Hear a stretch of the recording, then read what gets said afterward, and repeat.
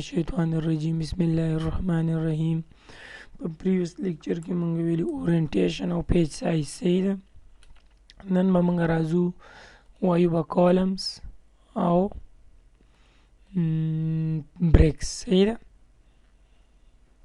نو راځو کالم نه شروع کوو.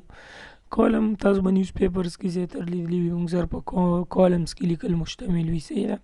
فور ایگزامپل دلته کې زر عالم ما 10 پیراګرافس ولیکلې 1 2 3 4 5 6 7 8 9 10 صحیح ده.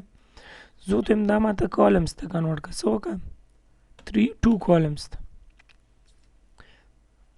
ګورئ تاسو به وینئ اوس دا 2 کالمز ته کنورټ شو.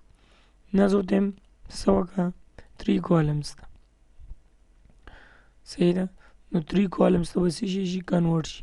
نه زه ته څه وکړه مطلب لیفت سایډ ته ډېر وي دا وګورئ.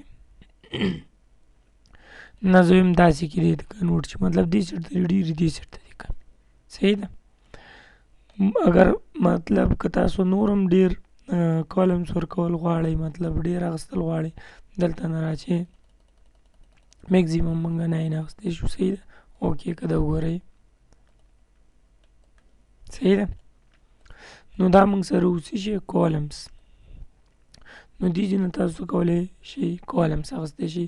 دا یو شورټ لیکچر چونکې په کار خو ما له دا وه چې ما د سره ویلی وی، خو بهرحال دا موږ سره نننی لیکچر و سمال شانتي صحیح ده.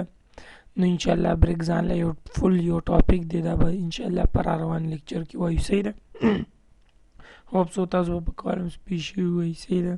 که تاسو هم غواړئ چې مطلب کالمز وغیره جوړ کړئ نو جوړولی شئ، په بکس کې وي که په څه کې وي. سو سی یو ان د نیکسټ لیکچر. الله حافظ.